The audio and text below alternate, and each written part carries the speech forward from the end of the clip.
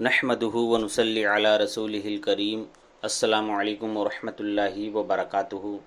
اعلیٰ حضرت فاؤنڈیشن کی جانب سے عقائد کورس کروایا جا رہا ہے اور یہ اس کا 23واں دن ہے۔ اس سے پہلے ہم نے عقائد خلافت، عقائد صحابہ کے تعلق سے گفتگو کی، امید کرتا ہوں کہ آپ کو سمجھ میں آ گیا ہوگا۔ آج ہم عقائد ولایت کے بارے میں بات کریں گے۔ ولایت ایک قرب خاص ہے جو رب تعالیٰ اپنے فضل و کرم سے اپنے خاص برگزیدہ بندوں کو عطا فرماتا ہے۔ یہ کوئی انسان خود سے حاصل نہیں کر سکتا، جسے اللہ چاہتا ہے وہی ولی بنتا ہے۔ اگر کوئی یہ سوچے کہ میں عبادت کے ذریعے سے ولی بن جاؤں اور اگر اس میں اللہ کی مرضی نہ ہو تو بالکل نہیں بن سکتا۔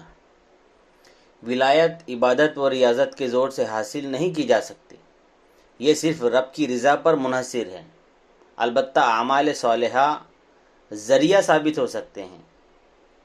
بعض کو ولایت ماں کے پیٹ سے بھی مل جاتی ہے، جیسے حضور غوث اعظم رحمۃ اللہ علیہ۔ امت میں سب سے زیادہ معرفت و قرب الہی حضرت صدیق اکبر رضی اللہ تعالی عنہ، پھر فاروق اعظم، پھر عثمان غنی، پھر مولا علی رضی اللہ عنہم کو درجہ بدرجہ حاصل ہے۔ ہاں، ماتابع تکمیل پر رسول اللہ صلی اللہ علیہ وسلم نے جانب کمالات نبوت شیخین کو فرمایا اور جانب کمالات ولایت مولا علی مشکل کشا رضی اللہ عنہ کو فرمایا۔ جملہ اولیاء ماں بعد نے مولا علی کے گھر سے یہ نعمت پائی اور سب انہی کے دستے نگر تھے اور رہیں گے۔ مطلب مولا علی رضی اللہ تعالی عنہ کے در سے ہی سارے ولیوں نے ولایت پائی ہے۔ طریقت منافی شریعت نہیں، وہ شریعت کا ہی باطنی حصہ ہے۔ بعض جاہل اور صوفی کہہ دیتے ہیں کہ شریعت اور ہے، طریقت اور ہے۔ یہ سراسر گمراہی ہے۔ اس طرح خود کو شریعت سے آزاد سمجھنا کھلا ہوا کفر اور الحاد ہے۔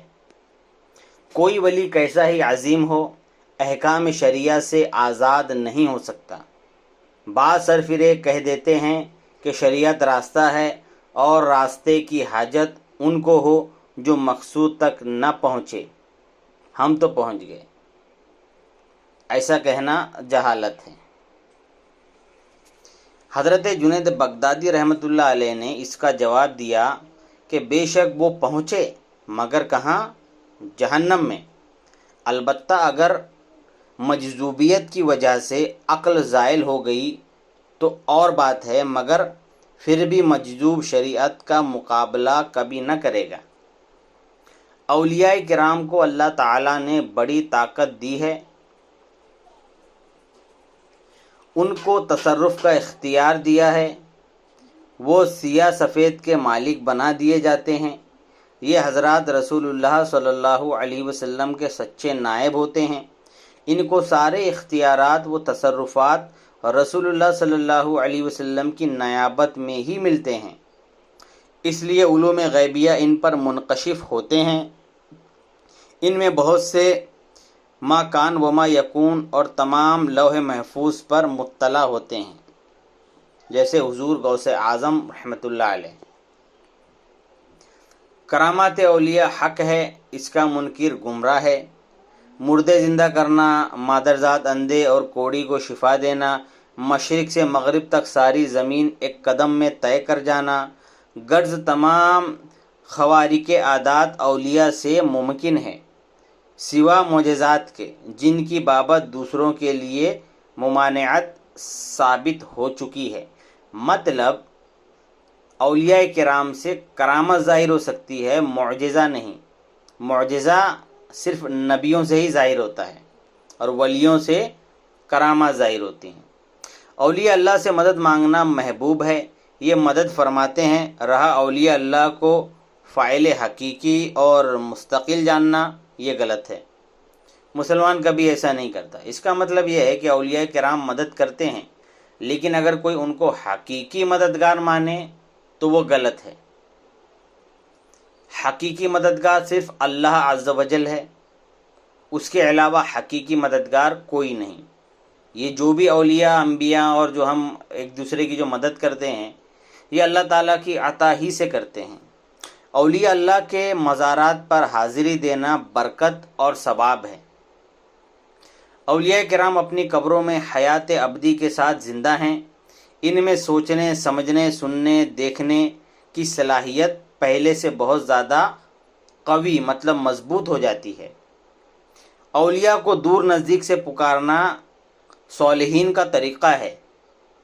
انہیں ایصال ثواب کرنا نہایت مستحسن اور باعث برکت و حسنات ہے، جسے ادب سے ہم نظر و نیاز بولتے ہیں۔ خاص 11ویں شریف کی فاتحہ نہایت عظیم البرکت ہے۔ عرس اولیاء یعنی قرآن خوانی، نعت خوانی، وعظ اور فاتحہ خوانی نہایت عمدہ چیزیں ہیں، البتہ منہیت شریعہ ہر حالت میں مذموم ہے، اور مزارات مقدسہ پر اور زیادہ مذموم، مطلب جو شریعت کے خلاف جو کام ہے وہ تو ہر جگہ ہی ممنوع ہے، اور مزارات پر تو اور زیادہ سخت ہے منع، سمجھ رہے ہیں؟ اولیاء تقدیر تبدیل کر سکتے ہیں، ہاں تقدیر مبرم مطلق نہ بدلتی ہے، نہ وہ اس کے بدلنے کا اللہ تعالیٰ کو عرض کرتے ہیں۔ مطلب میری تقدیر میں کوئی چیز لکھی ہوئی تھی، کوئی پریشانی تھی، مصیبت تھی، تو اولیاء کرام تقدیر بدل سکتے ہیں، اللہ تعالیٰ سے وہ دعا کرتے ہیں ہمارے لیے، اللہ تعالیٰ ان کی دعائیں قبول کرتا ہے۔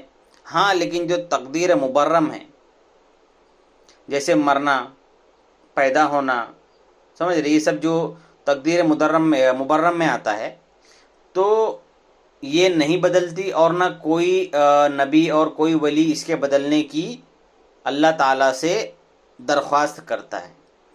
تو امید کرتا ہوں کہ آپ کو سمجھ میں آ گیا ہوگا۔ السلام علیکم ورحمۃ اللہ وبرکاتہ۔